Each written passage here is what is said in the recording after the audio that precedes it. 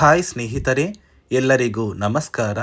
ನೋಡಿ, ಸಾಕಷ್ಟು ಫಲಾನುಭವಿಗಳು ಕಳೆದ 1 ತಿಂಗಳಿಂದ ಗೃಹಲಕ್ಷ್ಮಿ ಯೋಜನೆಯ 16ನೇ ಕಂತಿನ ಹಣಕ್ಕಾಗಿ ವೇಟ್ ಮಾಡ್ತಾ ಇದ್ರಿ.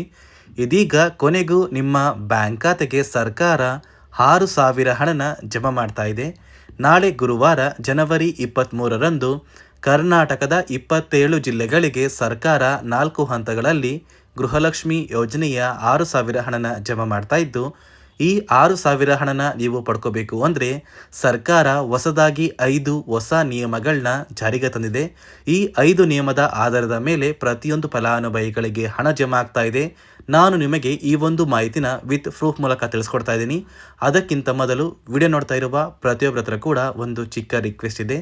ನೋಡಿ ಸ್ನೇಹಿತರೆ, ನೀವೇನಾದ್ರೂ ಇನ್ನೂ ಕೂಡ ನನ್ನ ಚಾನಲ್ನ ಸಬ್ಸ್ಕ್ರೈಬ್ ಆಗಿಲ್ಲ ಅಂದರೆ ದಯವಿಟ್ಟು ಪ್ರತಿಯೊಬ್ಬರೂ ಚಾನಲ್ನ ಸಬ್ಸ್ಕ್ರೈಬ್ ಮಾಡ್ಕೊಳ್ಳಿ, ಹಾಗೆ ವಿಡಿಯೋಗೆ ಒಂದು ಲೈಕ್ನ ಕೊಡಿ. ನೋಡಿ ಸ್ನೇಹಿತರೆ, ಗೃಹಲಕ್ಷ್ಮಿ ಯೋಜನೆಯ 16ನೇ ಕಂತಿನ ಹಣಕ್ಕಾಗಿ ಸಾಕಷ್ಟು ಫಲಾನುಭವಿಗಳು ಕಳೆದ 1 ತಿಂಗಳಿಂದ ವೇಟ್ ಮಾಡ್ತಾ ಇದ್ರಿ.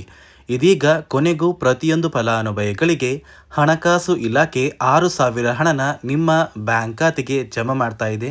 ನಾಳೆ ಗುರುವಾರ ಜನವರಿ 23ರಂದು ಕರ್ನಾಟಕದ 27 ಜಿಲ್ಲೆಗಳ ಪ್ರತಿಯೊಂದು ಫಲಾನುಭವಿಗಳಿಗೆ ಸರ್ಕಾರ ಗೃಹಲಕ್ಷ್ಮಿ ಯೋಜನೆಯ 16 ಮತ್ತು 17ನೇ ಕಂತಿನ 4,000 ಹಣ, ಇದರ ಜೊತೆ ನಿಮ್ಮ ಬ್ಯಾಂಕ್ ಖಾತೆಗೆ ಪೆಂಡಿಂಗ್ ಇರುವ ಅನ್ನಭಾಗ್ಯ ಯೋಜನೆಯ 5 ಕಂತಿನ ಹಣ ಕೂಡ ಬರ್ತಾ ಇದೆ.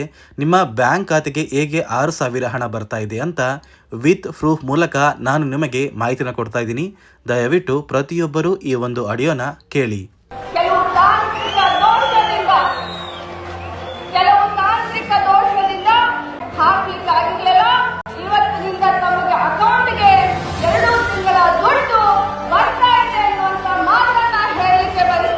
ಕೇಳಿದ್ರಲ್ಲ ವೀಕ್ಷಕರೇ, ಸರ್ಕಾರದಿಂದ ಸಚಿವೆ ಲಕ್ಷ್ಮಿ ಹೆಬ್ಬಾಳ್ಕರ್ ಅವರು ಕೊಟ್ಟಿರುವಂತಹ ಒಂದು ಮಾಹಿತಿಯ ಪ್ರಕಾರ ನಾಳೆ ಗುರುವಾರ ಜನವರಿ 23ರಂದು ಕರ್ನಾಟಕದ ಪ್ರತಿಯೊಂದು ಫಲಾನುಭವಿಗಳು 2 ಕಂತಿನ ಹಣ ಅಂದರೆ 16 ಮತ್ತು 17ನೇ ಕಂತಿನ ಹಣ, ಇದರ ಜೊತೆ ಅನ್ನಭಾಗ್ಯ ಯೋಜನೆಯ 5 ಕಂತಿನ 2,000 ಹಣ, ಒಟ್ಟಾರೆ ಪ್ರತಿಯೊಂದು ಫಲಾನುಭವಿಗಳು ನಿಮ್ಮ ಬ್ಯಾಂಕ್ ಖಾತೆಗೆ 6,000 ಹಣನ ಪಡ್ಕೋತೀರಾ.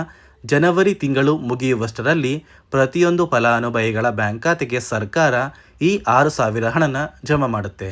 ಅದೇ ರೀತಿ ನಿಮ್ಮ ಬ್ಯಾಂಕ್ ಖಾತೆಗೆ 6,000 ಹಣ ಜಮಾ ಆಗಬೇಕು ಅಂದರೆ ನೀವು ಸರ್ಕಾರದಿಂದ ಜಾರಿಗೆ ಬಂದಿರುವಂತಹ 5 ಹೊಸ ನಿಯಮಗಳನ್ನ ಪಾಲಿಸಿರಬೇಕು. ಸುಮಾರು 1,23,000 ಫಲಾನುಭವಿಗಳಿಗೆ ಸರ್ಕಾರ ಈ 6,000 ಹಣನ ಜಮಾ ಮಾಡ್ತಾ ಇಲ್ಲ. ಹಾಗಾದರೆ ಬನ್ನಿ ಸ್ನೇಹಿತರೆ, ಸರ್ಕಾರ ಜಾರಿಗೆ ತಂದಿರುವ 5 ಹೊಸ ನಿಯಮಗಳು ಏನು ಅಂತ ಕೂಡ ತಿಳ್ಕೊಳ್ಳೋಣ. ಅದಕ್ಕಿಂತ ಮೊದಲು ಜನವರಿ 23 ಗುರುವಾರ ಕರ್ನಾಟಕದ ಯಾವ ಜಿಲ್ಲೆಗಳಿಗೆ ಸರ್ಕಾರ 4 ಹಂತಗಳಲ್ಲಿ ಹಣ ಜಮಾ ಮಾಡ್ತಾ ಇದೆ ಅಂತ ನಾನು ನಿಮಗೆ ತಿಳಿಸ್ಕೊಡ್ತಾ ಇದ್ದೀನಿ. ನೋಡಿ ಸ್ನೇಹಿತರೆ, ಮೊದಲ ಹಂತದಲ್ಲಿ ಬೆಳಗಾವಿ ವಿಭಾಗ. ಈ ಒಂದು ವಿಭಾಗದಲ್ಲಿ ಬಾಗಲಕೋಟೆ, ಬೆಳಗಾವಿ, ವಿಜಯಪುರ, ಧಾರವಾಡ, ಗದಗ, ಹಾವೇರಿ ಮತ್ತು ಉತ್ತರ ಕನ್ನಡ. ಅದೇ ರೀತಿ ಎರಡನೆಯ ವಿಭಾಗದಲ್ಲಿ ಬೆಂಗಳೂರು ವಿಭಾಗ. ಈ ಒಂದು ವಿಭಾಗದಲ್ಲಿ ಬೆಂಗಳೂರು ನಗರ, ಬೆಂಗಳೂರು ಗ್ರಾಮಾಂತರ, ರಾಮನಗರ, ಚಿಕ್ಕಬಳ್ಳಾಪುರ, ಚಿತ್ರದುರ್ಗ, ದಾವಣಗೆರೆ, ಕೋಲಾರ, ಶಿವಮೊಗ್ಗ ಮತ್ತು ತುಮಕೂರು.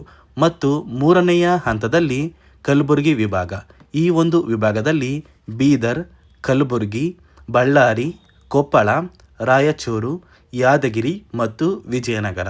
ಅದೇ ರೀತಿ 4ನೆಯ ಮತ್ತು ಕೊನೆಯ ಹಂತದಲ್ಲಿ ಮೈಸೂರು ವಿಭಾಗಕ್ಕೆ ಹಣ ಜಮಾ ಆಗ್ತಾ ಇದೆ. ಈ ಒಂದು ವಿಭಾಗದಲ್ಲಿ ಬರುವಂತಹ ಒಂದು ಜಿಲ್ಲೆಗಳ ಹೆಸರು ಚಾಮರಾಜನಗರ, ಚಿಕ್ಕಮಗಳೂರು, ದಕ್ಷಿಣ ಕನ್ನಡ, ಹಾಸನ, ಕೊಡಗು, ಮಂಡ್ಯ, ಮೈಸೂರು ಮತ್ತು ಉಡುಪಿ.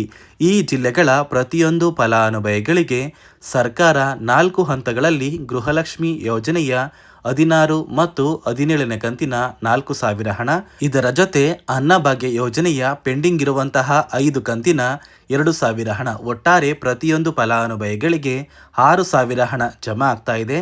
ಮತ್ತು 1,23,000 ಫಲಾನುಭವಿಗಳಿಗೆ ಈ 6,000 ಹಣ ಜಮಾ ಆಗ್ತಾ ಇಲ್ಲ ಅಂತ ಹಣಕಾಸು ಇಲಾಖೆ ಮುಖ್ಯವಾದ ಮಾಹಿತಿನ ಕೊಟ್ಟಿದ್ದು, ಸರ್ಕಾರ 5 ಹೊಸ ನಿಯಮಗಳನ್ನ ಜಾರಿಗೆ ತಂದಿದೆ.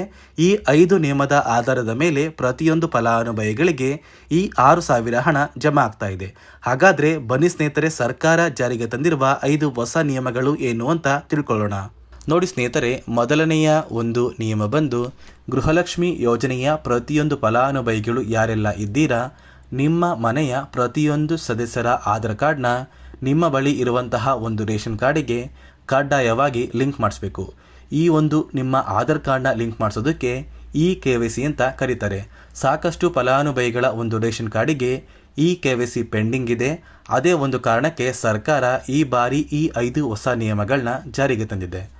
ಅದೇ ರೀತಿ ಎರಡನೆಯ ಒಂದು ನಿಯಮ ಬಂದು ಸಾಕಷ್ಟು ಫಲಾನುಭವಿಗಳ ಒಂದು ಆಧಾರ್ ಕಾರ್ಡ್ ಏನಿದೆ, ಆ ಒಂದು ಆಧಾರ್ ಕಾರ್ಡ್ 15 ವರ್ಷ ಅಥವಾ 15 ವರ್ಷಕ್ಕಿಂತ ಹೆಚ್ಚು ಹಳೆಯ ಆಧಾರ್ ಕಾರ್ಡ್ ಆಗಿದೆ.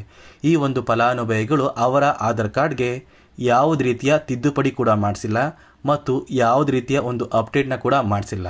ಅದೇ ಒಂದು ಕಾರಣಕ್ಕೆ ನಿಮ್ಮ ಆಧಾರ್ ಕಾರ್ಡ್ನ ನೀವು ತಿದ್ದುಪಡಿ ಮಾಡಿಸಿಲ್ಲ ಅಂದರೆ ನಿಮ್ಮ ಬ್ಯಾಂಕ್ ಖಾತೆಗೆ 2,000 ಹಣ ಜಮಾ ಆಗ್ತಾ ಇಲ್ಲ. ಮತ್ತೆ ಸ್ನೇಹಿತರೆ, ಸರ್ಕಾರ 16ನೇ ಕಂತಿನ ಹಣನ ಜಮಾ ಮಾಡುವ ಮುಂಚೆ ಪ್ರತಿಯೊಂದು ಫಲಾನುಭವಿಗಳ ಒಂದು ದಾಖಲಾತಿಗಳನ್ನ ಮರುಪರಿಶೀಲನೆ ಮಾಡಿದ್ದಾರೆ. ಈ ಒಂದು ಸಂದರ್ಭದಲ್ಲಿ ಫಲಾನುಭವಿಗಳು ಸರ್ಕಾರಕ್ಕೆ ತೆರಿಗೆನ ಕಟ್ತಾ ಇರೋದು ತಿಳಿದು ಬಂದಿದೆ. ಅದೇ ರೀತಿ 4ನೆಯ ಒಂದು ನಿಯಮ ಬಂದು ಸರ್ಕಾರದಿಂದ ಬರುವಂತಹ ಒಂದು ರೇಷನ್ನ ಕಳೆದ 3 ತಿಂಗಳಿಂದ ನೀವು ಪಡ್ಕೊಂಡಿಲ್ಲ ಅಂದರೆ ನಿಮ್ಮ ಬ್ಯಾಂಕ್ ಖಾತೆಗೆ ಗೃಹಲಕ್ಷ್ಮಿ ಯೋಜನೆಯ ಹಣ ಜಮಾ ಆಗೋದಿಲ್ಲ. ಮತ್ತು ಸ್ನೇಹಿತರೆ, 5ನೆಯ ಒಂದು ನಿಯಮ ಬಂದು ನಿಮ್ಮ ಒಂದು ವಾರ್ಷಿಕ ಆದಾಯ 7 ಲಕ್ಷಕ್ಕಿಂತ ಕಡಿಮೆ ಇರಬೇಕು. ಒಂದು ವೇಳೆ ವಾರ್ಷಿಕ ಆದಾಯ 7 ಲಕ್ಷಕ್ಕಿಂತ ಜಾಸ್ತಿ ಇದ್ದರೆ ನಿಮ್ಮ ಬ್ಯಾಂಕ್ ಖಾತೆಗೆ ಗೃಹಲಕ್ಷ್ಮಿ ಯೋಜನೆಯ ಹಣ ಬರೋದಿಲ್ಲ. ಈ 5 ನಿಯಮದ ಆಧಾರದ ಮೇಲೆ ಪ್ರತಿಯೊಂದು ಫಲಾನುಭವಿಗಳಿಗೂ ಹಣ ಜಮಾ ಆಗ್ತಾ ಇದೆ. ನಾಳೆ ಗುರುವಾರ ಜನವರಿ 23ರಂದು ಕರ್ನಾಟಕದ 23 ಜಿಲ್ಲೆಗಳಿಗೆ 4 ಹಂತಗಳಲ್ಲಿ ಸರ್ಕಾರ 6,000 ಹಣನ ಜಮಾ ಮಾಡ್ತಾ ಇದೆ.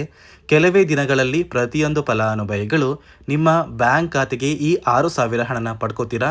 ದಯವಿಟ್ಟು ಪ್ರತಿಯೊಬ್ಬರು ಕೆಲವು ದಿನಗಳ ಕಾಲ ವೆಯ್ಟ್ ಮಾಡಿ ಅಂತ ಹೇಳ್ತಾ, ಇದಿಷ್ಟು ಸರ್ಕಾರದಿಂದ ಬಂದಿರುವಂತಹ ಒಂದು ಮಾಹಿತಿ ಆಗಿದೆ. ನಾನು ಕೊಟ್ಟಿರುವಂತಹ ಮಾಹಿತಿ ನಿಮಗೆ ಇಷ್ಟ ಆಗಿದ್ರೆ ದಯವಿಟ್ಟು ಪ್ರತಿಯೊಬ್ಬರು ನನ್ನ ಚಾನಲ್ನ ಸಬ್ಸ್ಕ್ರೈಬ್ ಮಾಡ್ಕೊಳ್ಳಿ. ಹಾಗೆ ವಿಡಿಯೋಗೆ ಒಂದು ಲೈಕ್ನ ಕೊಡಿ.